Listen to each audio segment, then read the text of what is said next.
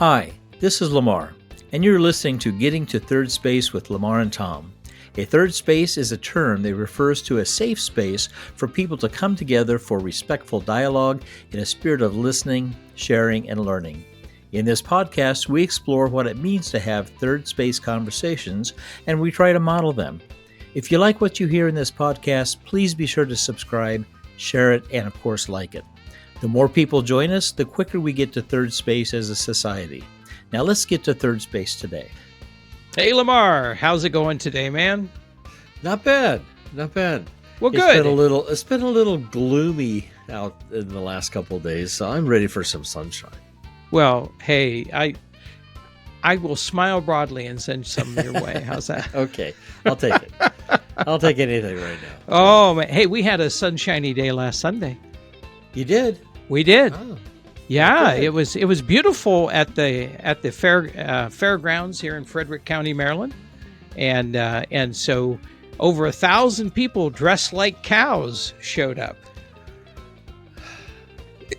You know, something about that just kind of worries me a little. Oh no worry whatsoever. I mean, it was. I'm going to put up a picture so that you and all of our followers can see it. But these guys are called the flying cows too, the right? flying cows. Okay. The flying cows. Now, nothing flew except for a helicopter that came over and did a candy drop. Oh, that's cool. Yeah, but it was interesting how they did it. They flew over this area that they didn't allow anybody onto. Then they dropped the candy, and then the kids rushed out and got the candy. And I thought, well, that's not much fun. I mean, you kind of want the candy bouncing off your head, stuff like that. That'd be kind of cool. But so did you fill your bag? No. Oh, no. I'm sorry. I did not run over little children to get candy. I know you were wanting to see that image with me in a cow suit running out there. Yeah.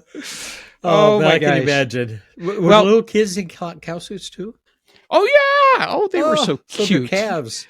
Yeah, they were like calves. Yeah, and it was actually really neat. There was live music. There was food, expensive food. A food truck kind of thing, and you could get children's beverages and adult beverages, and you could buy flying cows merch, and they had all these activities that were pretty cool. They even had an adoption area for rescue dogs, and I got to pet some pit bull puppies. Oh, they were cool. So cute.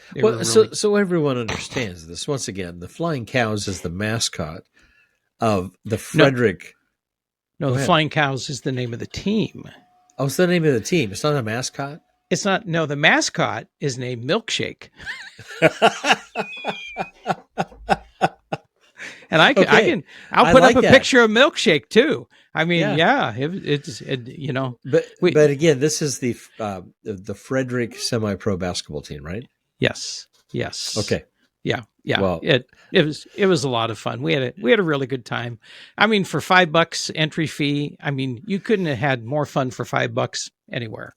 It was a lot of fun, and we love to follow the team. We got to see some of the players, and you could always tell they were the players because they were the ones that were nearing 7 feet tall. Well, except for the point guards. So Tom, what's going on today?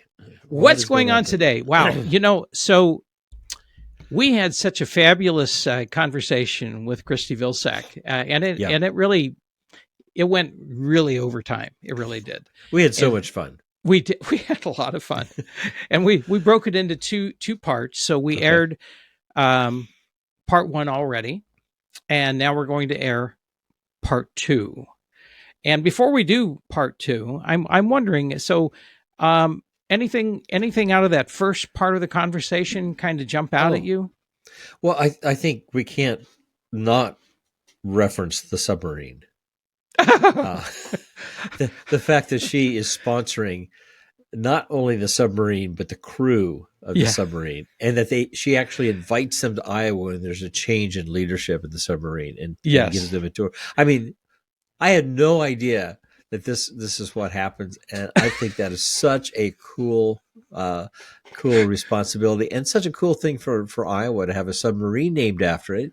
Yeah. But then to stay in contact, and her initials are welded on In on the into the side of the submarine. boat. Yeah. That Yeah. is so cool. So there have been I think just two previous USS Iowas Okay. that go back to World War II. And both of those were ships. And this is the first submarine, and this is a nuclear submarine. It is just so cool. We should have her back on and just do nothing but talk about the submarine. Okay. Because, I don't I'd know. be up for that. I feel like a little kid, just wanting to talk about the submarine. I'm just so that really stood out for me. But also, what stood out for me is just her compassion for the underdog, her compassion for people. Yeah. And yes, she's totally an Iowan by choice, but her understanding and care for people is just it just is outstanding, and I think that's pretty cool. Yeah. Yeah.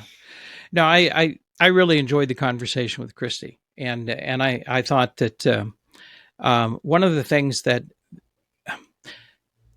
stood out to me was this whole bit of conversation we had around decorum. Yeah. And how it's something we kind of butt up against it sometimes when we're talking about having civil dialogue with folks, but just this idea that we're respectful of the position that people have, and that it should not deter us from engaging them by any means, but we also need to observe some basic decorum. And I think her assessment that seems to be something that has really gone by the wayside is absolutely correct. There's very little decorum in a lot of the public meetings that we're observing these days. Right. And I think it's not just, I mean, people will talk about maybe the kind of the hometown meetings, the town hall meetings, and they'll kind of refer to that. And I think that's true. Don't get me wrong. I think, but I also see it in Congress, and I see it in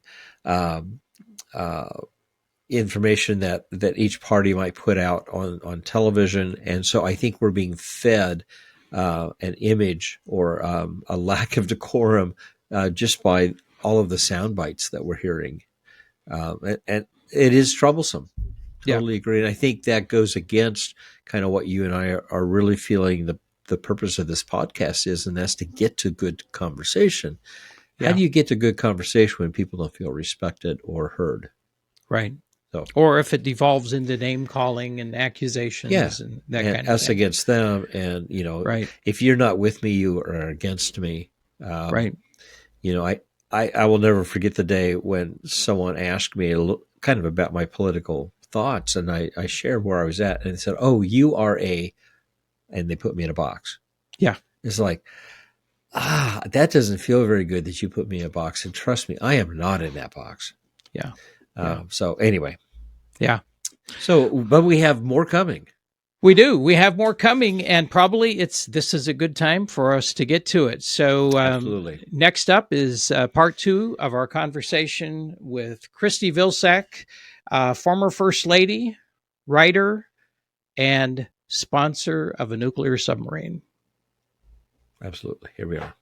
Well, something you mentioned just brought back a flood of memories for me. Going to the Carnegie Library in Mount Pleasant. That was my escape in the summer.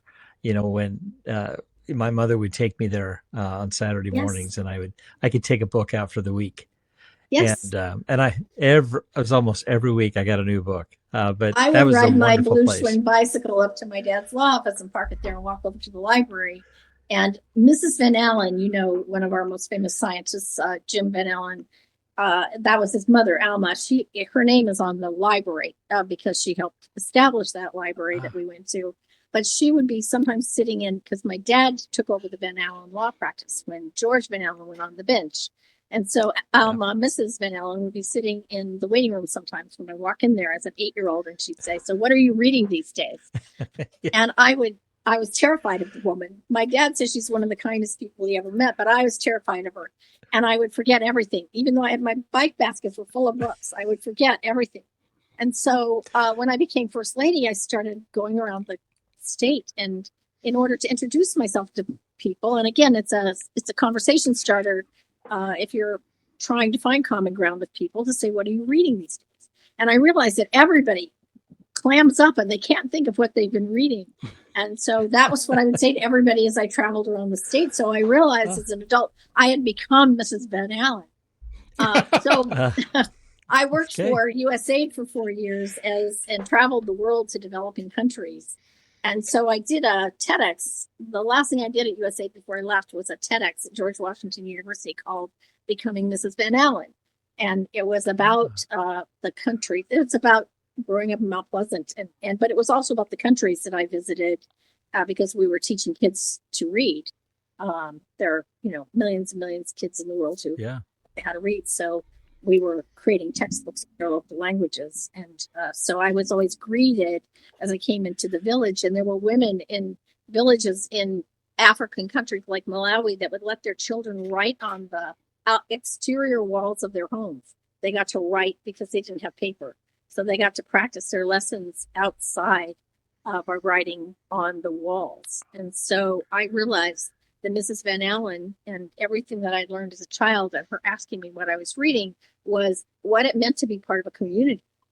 That it wasn't just me. I've talked to a lot of people. She would stop kids on the street and ask them what they were reading in Mount Pleasant. So, but it was part of a community. You realized that there were people who cared about you. It wasn't just your parents, but you belonged to these people. The Van Allens were all Republicans. I mean, I learned when I was an adult. I didn't know that when I was a child, but she cared that I learned to read, and she wanted me to know that she was interested in what I was reading. So that's what I don't want to. It's not like I want to go back. I'm not nostalgic for those things, but we need to move forward to that so that we somehow figure out, and I'm trying to figure out in my own little sphere of influence, how to get to that point where we can again care about everybody else's kids and everybody else and hope for their well-being. A story that I wrote just that came out yesterday talked about, it was a new term about food insecurity, and they were talking about neighbors in need. It's a new way of giving dignity to people who may need help, knowing that food insecurity is just one of the many things that they're dealing with. But I thought, here is a new term, neighbors in need. And I thought somebody created that to try to create a sense of, these aren't just people that you're handing food, you're taking food to the food bank because they're poor. They're your neighbors and they need something from you. It's not a handout. They need understanding, they need education, neighbors in need. So maybe it's creating a new language that we can move forward with. I feel compelled. I feel compelled to tell you that I am reading a book that I should have read years and years ago. But I'm reading. I Buried My Heart at Wounded Knee. Oh, wow. Great. Yeah. And I should have read it a long time ago. No, that's a good one. Yes. Yeah. I'm sorry, Tom. Go ahead. No, that's okay, because I just wanted to check my own memory here. And the nice thing is that we can edit this out if I have it completely wrong. So, so Jim Van Allen, a scientist at the University of Iowa, and it's the Van Allen radiation belt. Yes. Just named And after Jim him. Is that correct? Jim was the head of the physics department. His brother Maurice was head of the medical. He was also head of a department. I'm just now not getting the right one, but he was a doctor, brain. Okay. And then their youngest, and George was a federal judge, or not a federal judge, a district court judge in Mount Pleasant. And then their younger brother worked for Howard Hughes in part of Howard Hughes's. He was part of that whole deal. So Very they had good. 4 illustrious sons. I did appear before a judge once in Mount Pleasant, but it had to do with We the have time traffic. for that, Tom. Let's talk Traffic about fine, that. but I don't think it was a Van Allen. I just want to be clear. So, Okay. We know you have been an advocate for literacy for a lot of your career. You talk about being a teacher, advocating for libraries and reading. A couple of days ago, an article came out titled "America is Sliding Towards Illiteracy." And in the short time, we've tried to, get as much information we can to see if this is something really is a concern. And it seems to be a concern for a lot of people. We try to encourage our listeners to be literate in the media, to understand and what they're hearing or maybe reading and processing that. So we encourage kind of them to take a good look at the source of their information. How do you assess kind of the state of literacy in the U.S. today? What are your thoughts about where things are at this point as far as people understanding what information is that they're consuming? Sure. Well, when I ask people what they're reading, sometimes people think I'm talking about a book, a novel, or something. But there's a difference between illiteracy and illiteracy. Illiteracy is not knowing how to read. Illiteracy is knowing how to read and choosing not read. And so a lot of Americans know how to read, but they're not maybe reading books, but they are reading online.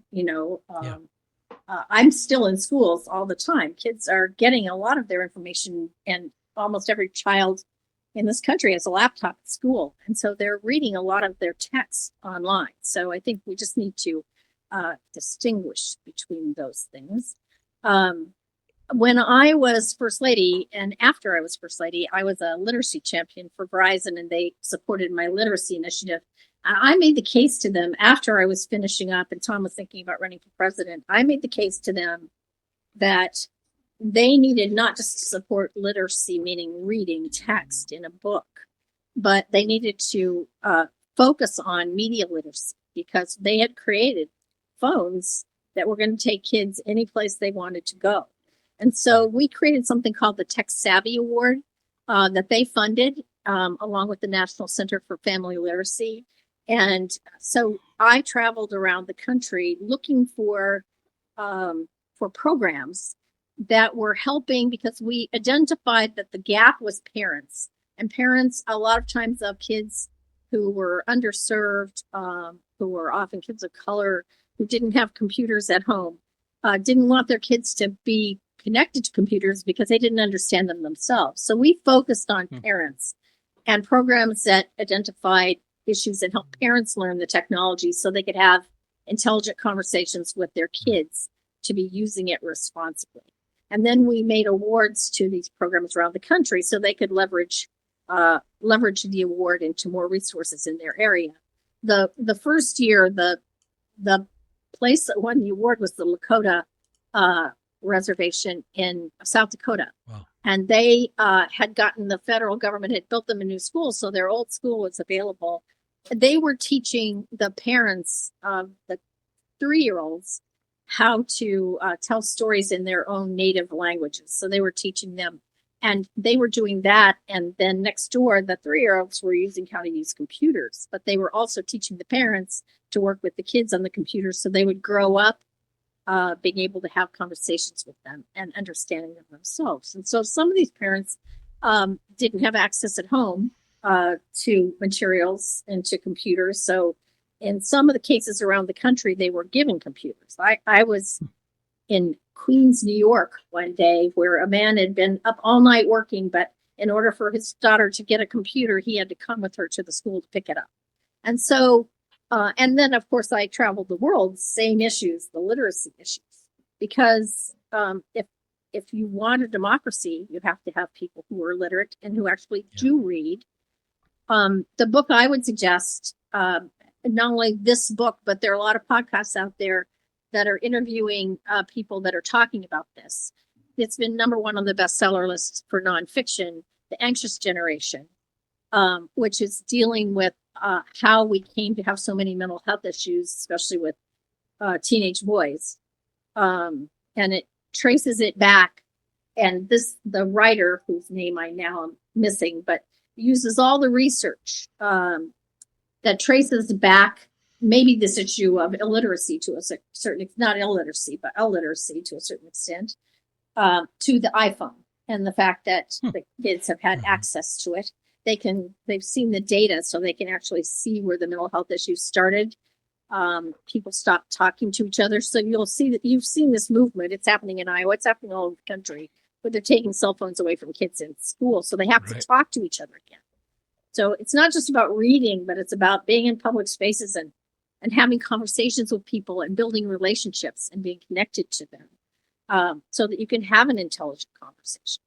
But I don't think you can go back. I may not like Twitter. It may not be enough for me, but we're not going to go back. So we have to figure out, how we take what we've got and how we use it for all the good things it can do, but also maybe in this case restrict it so that there are times when young kids don't have access.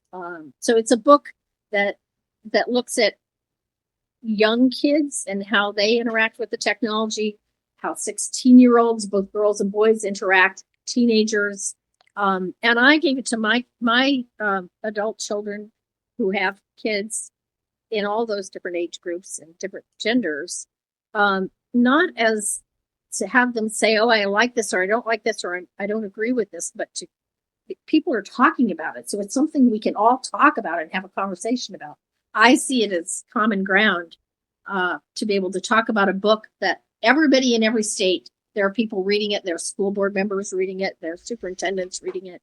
So it's something we can have a conversation about. And it does speak to the idea of literacy, and it speaks to the idea of our First Amendment rights and saving our democracy. So wherever we can find a place where we can talk about something in a civil manner and not be angry about it. Now, the 16-year-olds are angry about it. I know that because I've got one living next door who doesn't want us to talk about this. But anyway, it's I think it's a conversation we can have that can bring us together and allow us to talk about how we save our own children, basically, and how we help them become informed citizens when they grow up.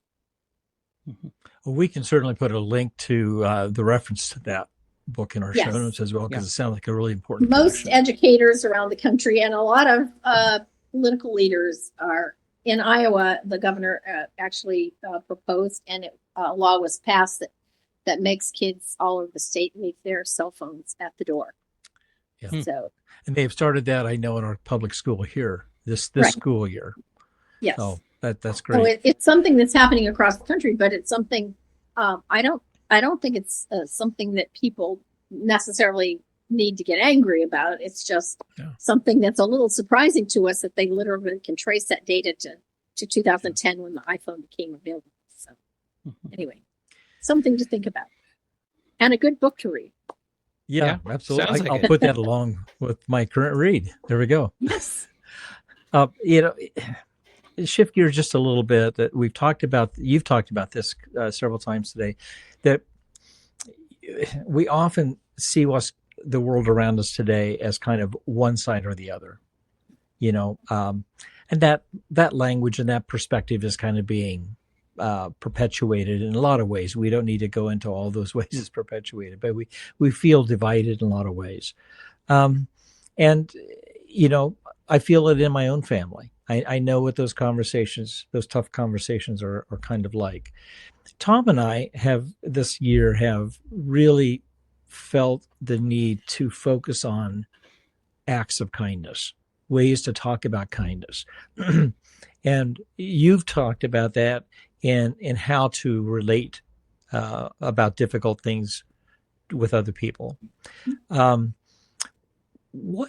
We got a couple of questions for you about this. What is an act of kindness you have received that's changed your life?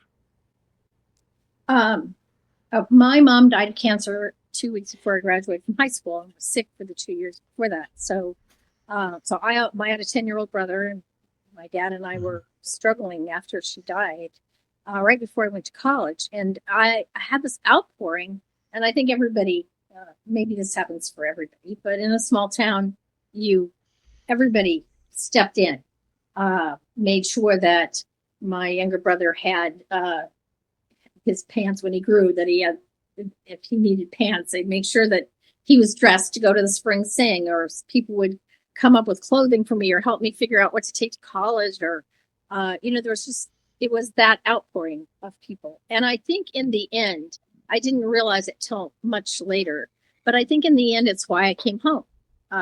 When I had to decide, when Tom and I were deciding to come back to Mount Pleasant, I never intended to come back to Iowa, never intended to come back to my hometown. But in the end, when I was thinking about teaching, having a family, I thought, oh, if I'm going to have kids, I'm going to have to, I don't have a mom, and I didn't have a mother-in-law. I'm going to, some of these women in Mount Pleasant, they're going to help me raise my kids. That community is going to be there when I need help. So there's that. And then the other thing that changed my life, I don't know if this is Chinese or not, but when I was a junior in high school, I became an American Field Service student in South America. So my father had told me that it was important. He wanted me to go to college in another part of the country, but when I had the opportunity to go to another country, he told me about being in the war and getting outside of his country and how that made him a better American. So he encouraged me to go to South America, where I lived with a family. I lived with a family. I was their child for 3 months. They were responsible for me.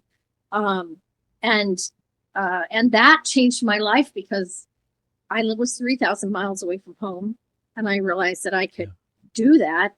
And I found out what it was like to live in another country where they thought their country was the best country in the world. And they wondered why I didn't know about their music, why they had to know about mine in the United States. And that, they questioned me as an American because we had taken over their copper mines. So it's like I was representing my country. And because I could do that, and because I saw that there was a much bigger world than the small town that I grew up in Iowa, I realized I had to go out and find that. And in the end, I made the decision to come back, bringing that worldview with me, which made me a better Iowan, and I hope a better citizen of my community. And so those two things, I think, work together to completely change the life that I. Tom here. Getting to third space is always free. We love doing this, and it is a labor of love we hope makes the world a better place. We don't ask you for money, but we do ask you to help us grow our audience. Hit the like button, share the podcast, and subscribe yourself. All of these will help us grow. Thanks. We often, it's good for us to talk about the things that have impacted us. Sometimes it's harder to talk about ways we have impacted other people, or that we hope we've impacted other people. But I want to ask you, can you think of something that maybe you have done that you hope has changed someone else's life? No need to mention names necessarily, but anything comes to mind for you. Well, I always love it when my former students, and I meet them. Yesterday, I was volunteering at the Botanical Center here in Des Moines, and here comes one of my 8th graders with her mother, who was actually in school with me. She was younger, like you, was younger. And so I didn't really know her, but she said, I thought that was you, but I wasn't sure. I said, I didn't have white hair when I was teaching you in 8th grade those many years ago. So I love it when my students actually become teachers, or because I got to watch them grow up, and I came back and lived there. So now they're in their 40s and 50s, and I get to see how they're productive. So certainly being a teacher, I'm very, very proud of being a public school teacher. But I also had the chance to travel the world. And so when I was in Kenya, I met a 13-year-old girl who said she wanted to be a soil scientist. And she was in a girls' school. Her family were farmers. And she came from a very rural country, but she somehow was identified as a really good student and got to be a part of this school. And I was part of through USAID, we funded something called the Girls Give Back Circle, which supported young girls sort of in a transition between high school and something else, making sure that they had everything they needed to support themselves, that they didn't that they made decisions that were productive for their futures. And anyway, so I kept in touch with her and ended up for putting her through college. So for $500 a year, I could pay for her college education. And so I just got a letter from her the other day. Or not a letter, it's an email. We're no longer connected through the organization, but we've continued to keep in touch. And she got her education, and she worked at for an automotive company for a short time. And then the next thing I knew, she was in Switzerland. And from what I can tell, I think she's traveling with family. She's a nanny. I was a nanny in New York. That was another experience I had living with a family in New York one summer when I was thinking about going into publishing. And anyway, she's a nanny, so she's seeing the world. She's traveling with this family. And, I've tried to explain snow to her because she's in Kenya and I'm in Iowa. But anyway, I love it that she has had that opportunity and that she's off seeing the world now. And I'm really looking forward to seeing what she chooses to do next. So I guess maybe Very that was nice. kindness. Absolutely. Hopefully will take her through life. There's nothing better than an education, right? Yeah. Absolutely. Yeah, very nice. Well, we also always give our guests a chance to ask us a question. So I don't know if you had a chance to think about this, but do you have a question for us? And you are welcome to put us on the spot. That's fine. No, that's okay. I think I did that already because my question that I always ask people, because no matter where I am, I ask people what they're reading these days. And Lamar, you told me what you're reading, and Tom, that I asked you the question earlier because I just always do. I become Mrs. Van Allen and ask the question. So, but the other thing is, so Tom and I decided we were going to watch a movie for every year we've been alive. So, and there's no particular thing. We just pick a year, and then we're right in the middle of Giant right now. It's a 3-hour movie, so we have time to watch the whole thing. We've got one more session with Giant, but sometimes he'll say, this is 1956, I think. But anyway, he'll pick a year, and we've done over almost 50 of them now. We watched movies. Westerns, we look and see what was playing that year. 1956 was so exciting. There's so many good movies. I said, we have to spend a whole week or two watching 1956 movies because there's just so many of them. But anyway, we've had a great time watching movies, some of which we've seen before. A lot of them we hadn't seen. We might have been having kids and we didn't have time to watch movies or whatever it was. Some of them are Academy Award-winning movies. The only one I couldn't get through was The Great Lebowski. I just couldn't. I really liked it's Jeff Bridges, right? As a friend of Tom. Right. And they work together on food issues and stuff. But it's like, oh my gosh, I don't think I can watch the end of this one. So anyway, that was the only one. But we've had some that weren't great, but really amazing movies. So if it's not a book, maybe a movie that, if you were going to suggest one to me, what it would be, when you definitely watch.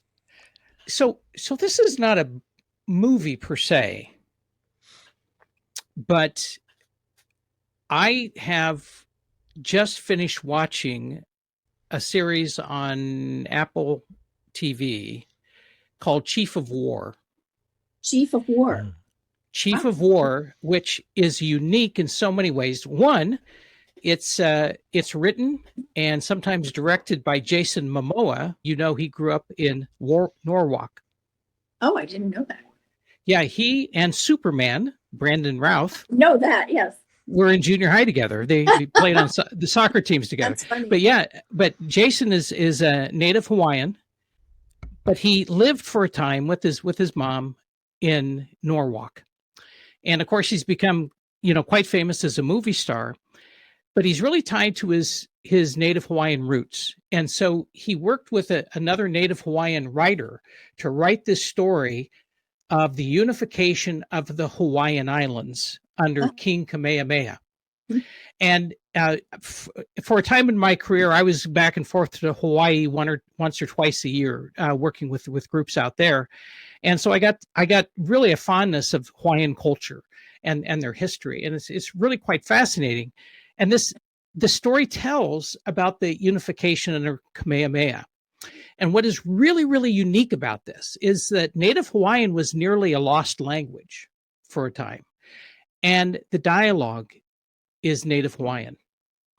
And Jason Momoa had to learn Hawaiian for the role. And I would recommend the movie to folks. If you've seen Jason Momoa and some other shows, you may think, oh, this is going to be just really, kind of pushing my limits here, violence. Not really in this film. It's a very interesting series. I think it's 8 parts. So it's not quite a movie. It's a streaming show, and I just really thought it was terrific, and I just offer it to folks for their consideration. Yeah, no, we watch streaming shows too, but we've just taken a break from that to watch these movies, and so we'll be back to that. So, Lamar.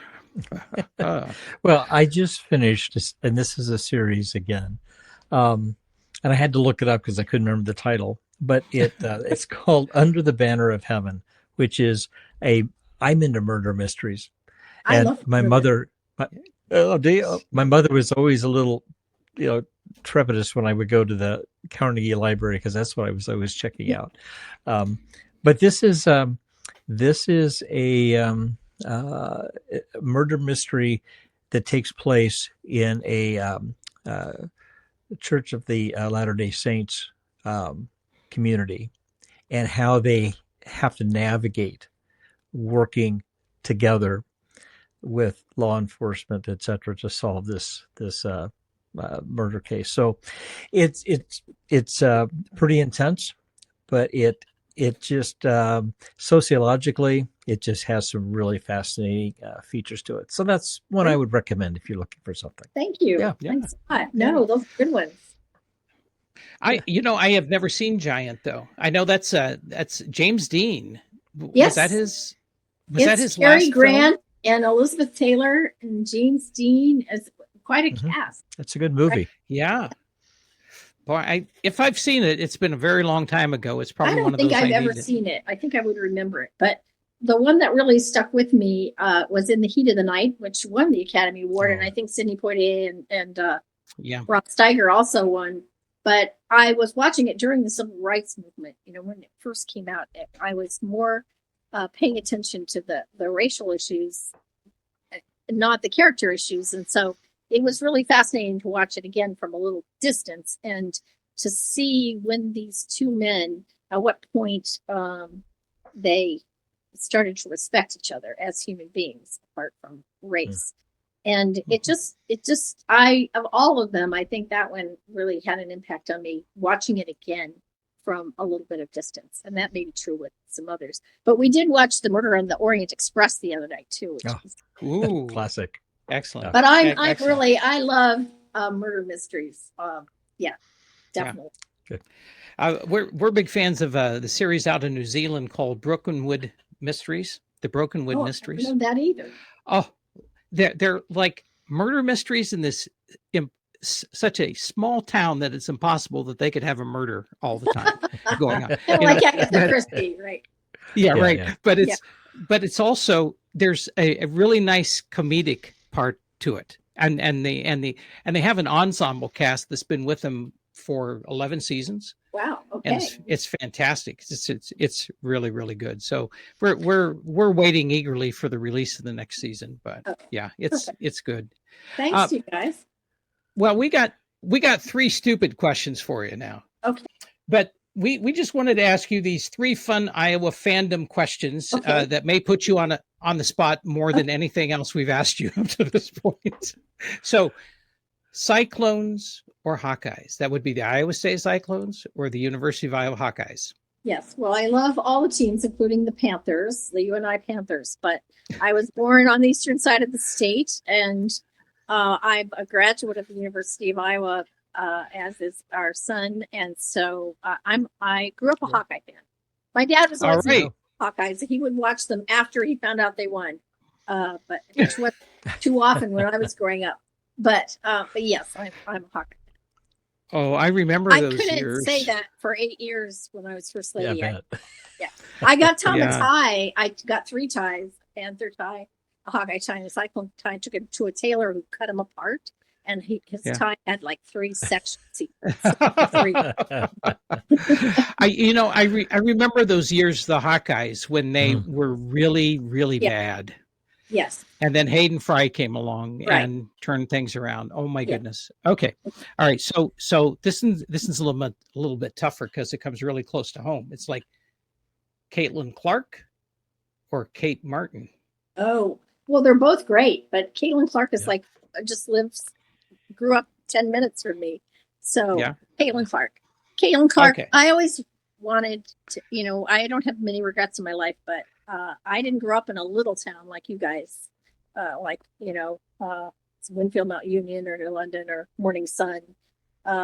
So I didn't get to play basketball growing up. I had a teacher who took us on Saturday mornings and taught us to play 6-person basketball, and I loved it. But I never got to play. So I just bought the book about Caitlin Clark at Barnes & Noble yesterday. It's right here behind me, and I talked to some women who did a book on the history of women's basketball at the Okoboji retreat last week. So I may do some writing about that. But very cool. Great to watch Caitlin Clark. I bought all the women in my family Converse sneakers. Not that she wears those, but that's what women wore when I was growing up. They were playing basketball. So we all have different colors. I've got my bulldog blue ones on now. So there you go. Well, when we were last in Mount Pleasant, which was last January, when we met Lamar and his spouse there it wasn't this last January. It was the year before. A year ago. Yep. Yeah, in 23. We to see a game at the University of Iowa that had Caitlin in it. We went into the Hy-Vee in Mount Pleasant, which I love the Chinese food in the Hy-Vee. I just absolutely love it. I don't know what that is. But we go in there and my spouse sees this gigantic poster or this real size height cutout of Caitlin Clark. And she's holding a Hy-Vee thing that has like, it's one of those Chinese food boxes. Yeah. And so I said, well, here's your chance, go stand by Caitlin. I'll take a picture.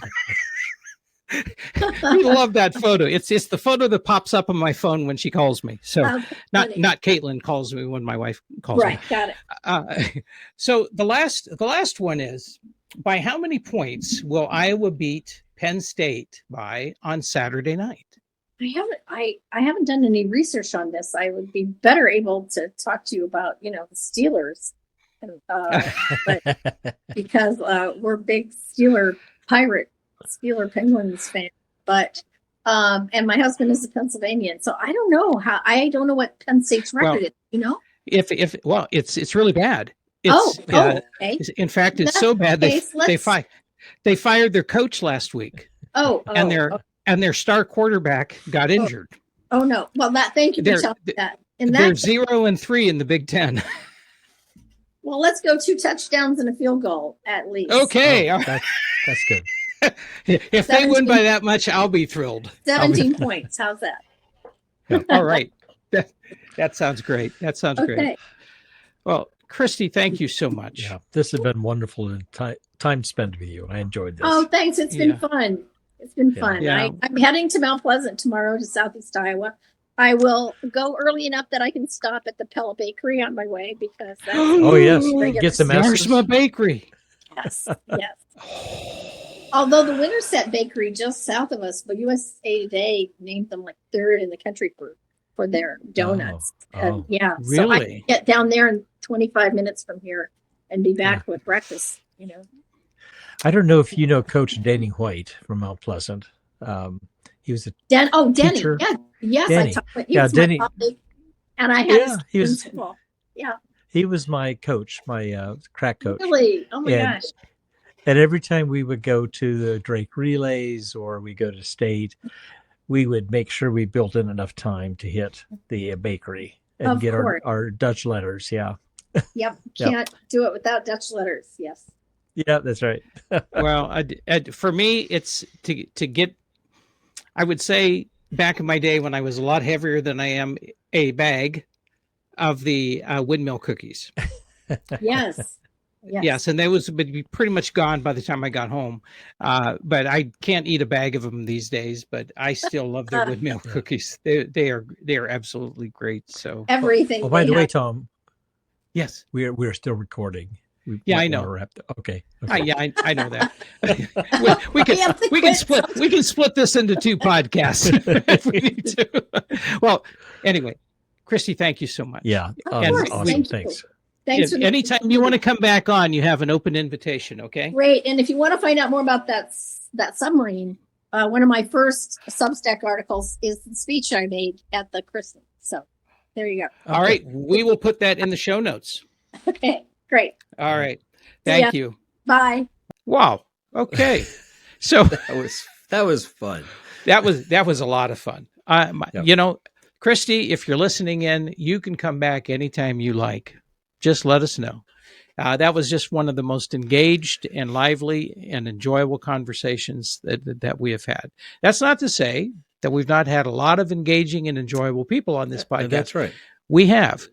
This was really an extraordinary experience in chatting with Christie and learning from her. So Next time, I'm going to make sure my Sturzing's potato chips are on my table. well, While we're talking. you know, I think that's a good idea. I'm a little worried though about the crunching sound that will come through the microphone. Yeah.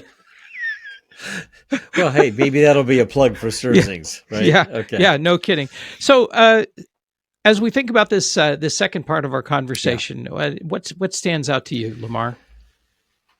You know, I think she talked quite a bit about, you know, kind of her role in relating to people, and relationships has been a big part of what we've talked about as well.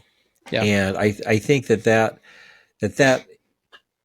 there's a level of responsibility, and in her life, she has openly walked into those responsibilities. And many of us don't have those kind of opportunities, but still we have responsibility to relate to people. We talked about decorum on the intro, but I think in just basic caring for people around education, caring for people. I mean, being an advocate for literacy is a huge, I think a huge thing these days. And I think our concern is that literacy may be falling. It may not be as robust as it was. And I worry about that. I'm concerned about, you know, changing our textbooks, changing our, you know, what we expect people to know when they leave our educational institutions. So I think all of that kind of stood out to me. Yeah, I would agree. There's a couple of things that stood out to me. One was the conversation, the discussion around illiteracy versus alliteracy. Illiteracy, right? And so it's. I appreciate the fact that she has been such a champion for to help people learn how to read, to address issues of illiteracy, and I appreciated also the reminder that illiteracy is not the same thing as alliteracy, because alliteracy is that you can read, it's just that you choose not to. And I can't think of a time in the history of our country, at least as long as I've been alive, when we are more desperate for people to really use their ability to read and to read broadly and to understand as well as possible what is happening in our country and in our world. And so it's terrible when people can't read. It's pretty terrible too when people can read, but they choose not to. Yeah, So- I think understanding what's going on in the world is really important, and that's one of the ways for us to be able to understand about ideas and concepts and kind of understanding what is happening. what really, I think, bothers me as well is that we don't value the broadness of things, of information, from the arts, to casual reading, to expanding our worldview, to the enjoyment of hearing someone else's thoughts put into words, or even taking the opportunity. I mean, Christie's a writer herself. You and I have done some writing, not nearly as much as Christie's done, but I think the value of being able to put ourselves, our thoughts into words, and also to appreciate the words that others have put out. It seems to be something that's falling off the page. Yeah, I agree. The other thing that really stood out to me was I really appreciated the acts of kindness that she shared, because it's a kind of a funny question to ask people. And the temptation, I think, is to try to sometimes go to a story that is less personal, if you will, because it does make one pretty vulnerable, to talk about the acts of kindness they've received or the acts of kindness they've done. I didn't get that sense at all from her. I felt like, I was really blown away by what she shared about the acts of kindness she experienced after the death of her mother. And I appreciated so much what she shared in terms of reaching out and people need to realize, she said, I paid for the college education of this young woman. Yep. And the cost of a college education in many other countries around the world is so very different than what it is here. And, that she is able to do that on just a few $100s a year is just extraordinary. But the way it has changed this young woman's life is incredible. So, and I guess I'm going to use that to plug the fact that we are working on our Thanksgiving show for the podcast, and we are going to be sharing acts of kindness. We've invited people to send those in through a Google form that they can just access. You don't need to give us your name. You don't need to mention any names. We will ask you where you're from, but that's as personal as it gets in terms of being able to identify you. But we would love to hear about an act of kindness that has been performed toward you that has really changed your life, as well as an act of kindness that you've done that you hope changes the life of another person. We've had several responses already. I think we're going to have a really interesting and heartwarming show, actually, for Thanksgiving. I'm looking forward to it. Yeah. But yeah, I would agree with you. The act of kindness response that she gave, or the stories that she gave, was very heartwarming. And also finding ways to pay that forward is really, really important. Yeah. And realizing that depending where someone's at in the world, it is affordable. Yes. Maybe for us to be able to help someone get to that point in their educational career. Yeah. It's something that's doable. Yeah. It's a pretty cool deal. It's a very cool deal. It really is. So, okay. Well, all right. So I think that's it for this time. Again, our thanks to Christie Vilsack and the time that she gave us with this recording. Hope we can get her to come back on at some time in the future. And if nothing else, update us on the status of the submarine. All right. Well, this has been good. Thanks, Tom. All right. Thanks, Lamar. See you soon. Take care. Tom here. Thank you for listening to Getting to Third Space with Lamar and Tom. Remember to click on subscribe to get notices about new episodes, and be sure to like and share the podcast as well. Opinions and ideas expressed in this podcast are solely those of Lamar Roth and Tom Klaus, and we'd like to hear your opinions and ideas too. You can leave us a voice message on Spotify, or you can email us at the addresses found in the show notes. Also, in the show notes, you can find links to some of the things we talked about today, so you can check them out yourself. Until next time, keep moving forward toward third space.